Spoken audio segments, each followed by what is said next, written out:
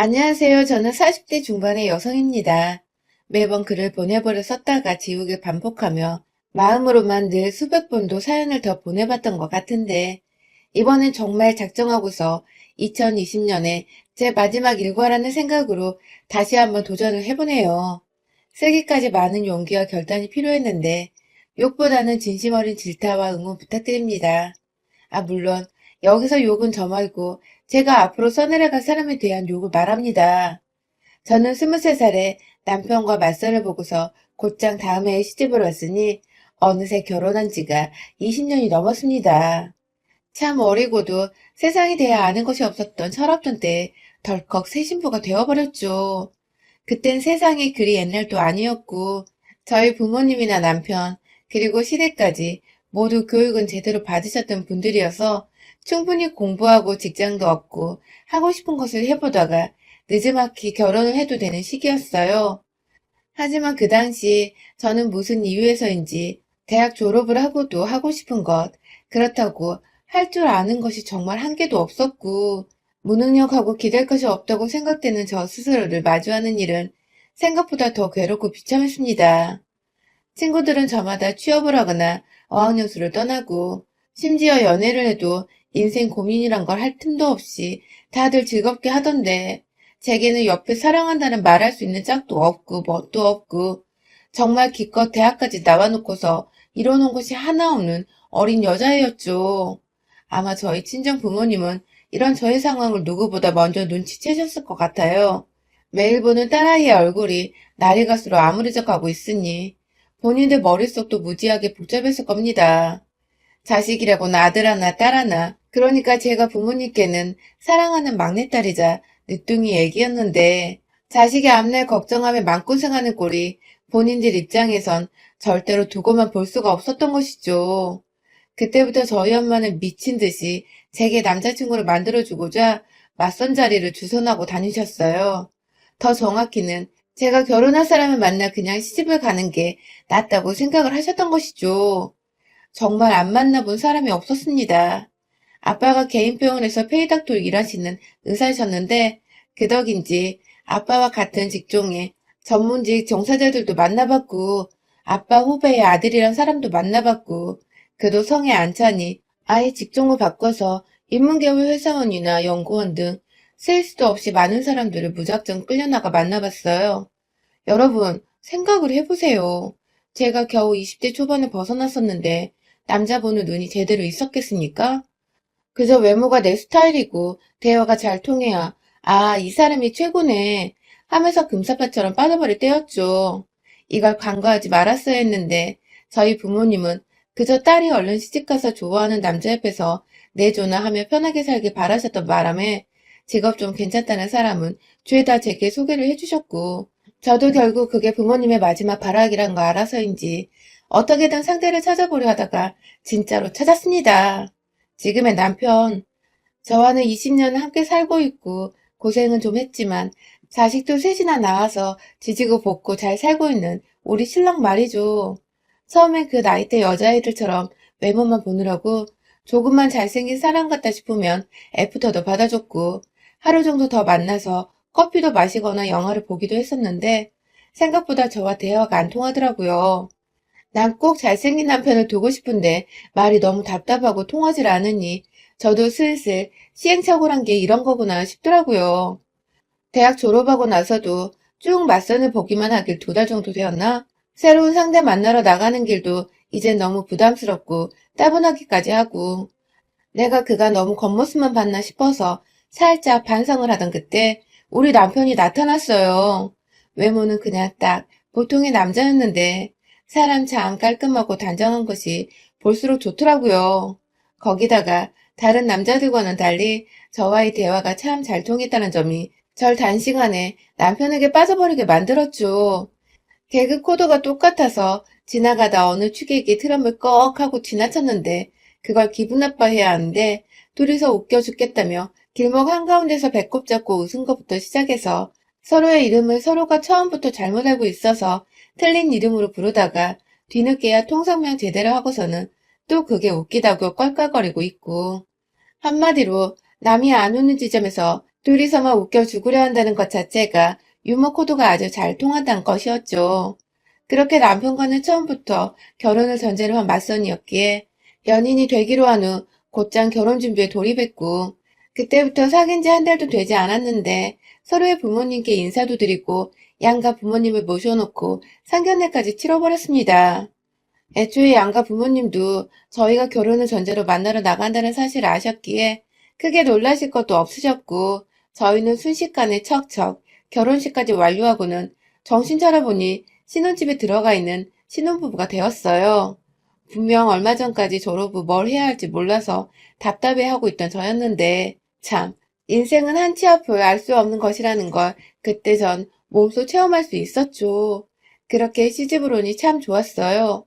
양가 부모님이 경제적 여유가 있어서 신혼집이며 새로운 살림의 시작 단계가 비교적 모두 다 수월했고, 시부모님께서도 참 쿨하게 뭔가 신세대 같아 보였던 것이 시집 잘 갔다는 생각도 많이 들었었죠. 특히 시어머니는 처음 신혼집을 구할 적부터 살림살이 채울 때 저희 엄마와 함께 셋이서 다니시면서 꼭 친정 식구들 같다면서 무척이나 즐거워하셨어요. 잘 지내주는 양가 어른들 모습에 저도 신랑도 무척 감사했고요.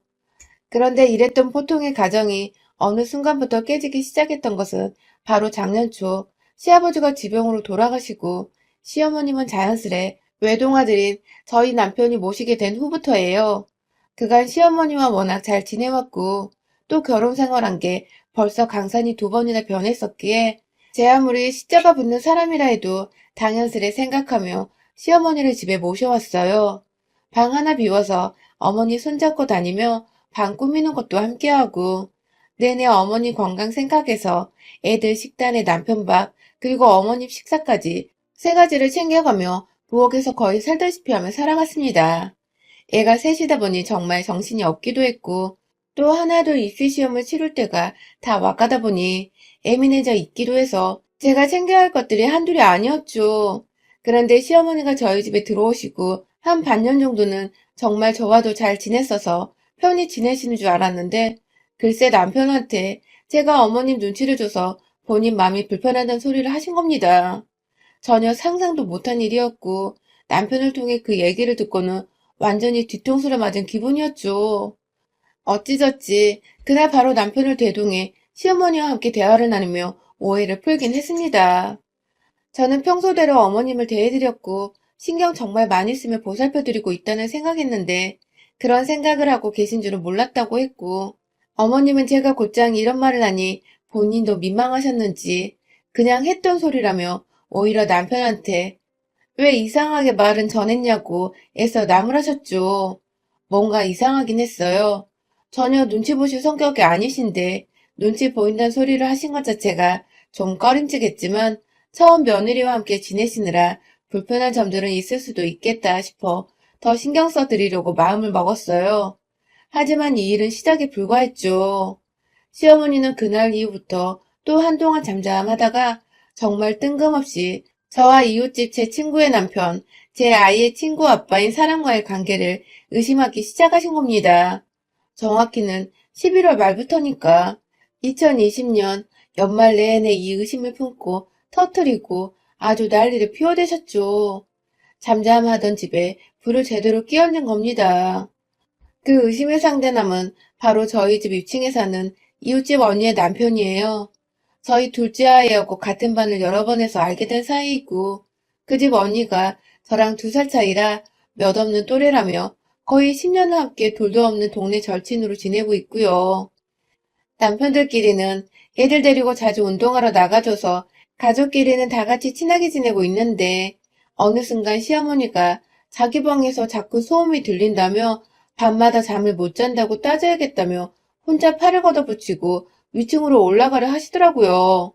딱 봐도 싸움을 일으킬 것만 같은 그 태도에 저는 급 당황을 하며 시어머니를 막아섰죠.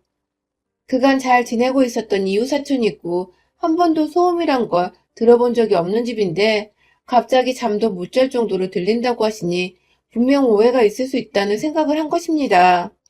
그래서 싸움부터 일으켜 서로 얼굴 붉히기 전 제가 조심히 먼저 말을 꺼내보기로 한 것이죠. 시어머니를 대신해 위층으로 올라가며 도대체 어떻게 말을 해야 할까 무지하게 고민을 했어요.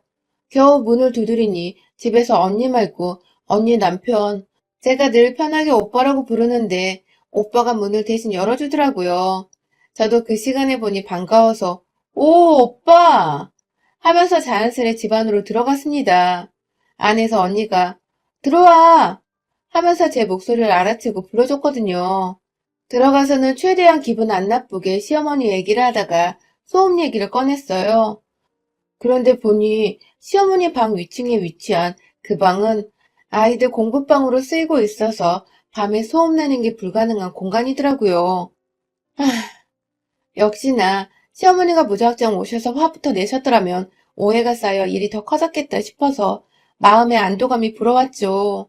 언니는 영문도 모르고 소음이 자기 집에서 나는지 확실하지도 않은데 뭐가 그리 미안한지 계속 미안하다고 더 조심하겠다고 사과를 했고 저도 그런 언니한테 너무 미안해서 몇 번이고 우리 시어머니가 나이가 있어서 예민하다며 불편하게 미안하다고 사과를 하다가 좋게 좋게 대화를 마무리 짓고 다시 집으로 돌아왔습니다.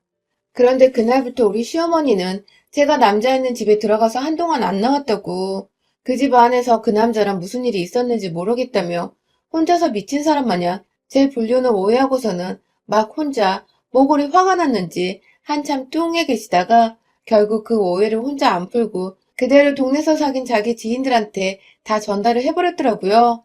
단순히 뒷담화를 넘어서 아주 노골적으로 이 소문이 퍼지도록 자기 며느리가 불륜녀가 되는 것을 아랑곳 하지 않고 말을 퍼뜨리기 시작했고 결국 이 얘기를 들은 시어머니 친구분들은 또 자기 집에 가서 자기 며느리들한테 퍼뜨리고 그 며느리들은 또 여기저기 자기 아는 사람들한테 말을 전달했을 거고 결국 그 어처구니 없는 소문이 온 아파트 안에 삽시간에 퍼져버렸습니다.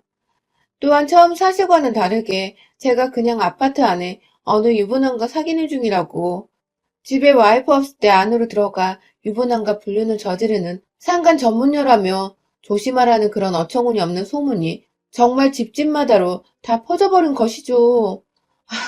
정말 순식간에 소문의 당사자, 그것도 애가 셋이나 있는데 불륜의 당사자가 되어버린 이 황당하고도 기가 막힌 상황. 더 웃긴 건 전 이 소문의 주인공이 저인 줄도 모르고 그냥 제가 싫어 죽겠는 사람들이 저한테 티 안 내고 어느 미친년이라 돌려 말하며 소문을 전달해 주는데 전 그것도 모르고 혼자 맞장구를 치면서 별 또라이년이네 라고 했답니다. 저를 향해 또라이라고 하니 당시 소문을 전달해 주던 사람들은 얼마나 제가 가소롭고 미웠겠어요. 게다가 장을 보러 가거나 가끔 운동한다고 저녁에 막내 데리고 밖을 나가면 사람들이 인사도 안 받아주고 괜히 저를 한 번씩 더 흘겨보는 것만 같고 마스크를 써서 잘 모르겠지만 사람들 눈에는 제가 완전히 찍혀버린 것만 같았던 너무 기분 나쁜 일들이 연속적으로 일어났어요. 심지어 아파트 앞 마트 사장님은 물건 계산할 때 틱틱 던져가며 바코드를 찍어주시더니 급기야 카드 주란 말도 안 하고 카드를 받아 채가서는 결제를 하고 영수증 달란 말을 하기도 전에 제 영수증을 갈기갈기 찢어버리더니 쓰레기통에 던져버리시더라고요. 제가 황당해서 멀끔멀끔 쳐다보고 있으니 급기야 다음 손님 있는 거 안 보여요? 하면서 화를 덜컥 내버렸어요. 늘 인사를 해주시고 따뜻하게 대해주시던 이웃분이었는데 정말 충격이었어요. 뭔가 단단히 잘못되었다는 생각을 하던 찰나 이 소문은 결국 위층집 언니한테도 퍼지게 되었고 언니는 남편이 바람이 났다고 하니 바로 눈이 뒤집혀서는 그리고 동시에 그 상대가 저라는 소문에 의심의 꼬리를 물고 또 물다가 결국 혼자서는 도저히 안 되겠었는지 저희 집으로 들이닥쳤습니다. 본인도 화로 가득 찬 상태에서 어떻게 제가 그럴 수 있냐고 따져 물으려던 참에 소문을 다 저에게 털어놔 주더라고요. 네가 진짜 내 남편이랑 그렇고 그런 사이냐는 질문은 당연히 처음부터 던졌고요. 언니의 눈에는 의심으로 가득 찬 제 눈물이 내내 고여 있었고 저는 도대체 어떻게 그런 소문이 난지 모르겠다며 마지막으로 언니네 집에 간 게 저번 층간소음으로 찾아간 게 전부인데 어떻게 그러냐며 더군다나 언니네 남편은 맨날 출근하니 집에 있던 날은 그날뿐이지 않냐면서 저도 이 앞뒤가 안 맞는 소문이 도대체 어쩌다 났는지 모르겠다고 너무 억울해서 방방 뛰며 눈물을 흘렸어요. 애가 셋인데 소문 때문에 이제 어떻게 사냐고. 애들도 아냐며. 애들 생각에 눈물이 도저히 주체가 안 돼서 숨이 넘어갈 정도로 헉헉거리기까지 했네요. 제 얘기를 듣고 제 꼴을 보니 언니도 그제야 아차 싶었는지. 그러고 보니 내가 진짜 말도 안 되는 얘기를 너랑 끼워 맞추고 있었다면서 입을 틀어 막더라고요.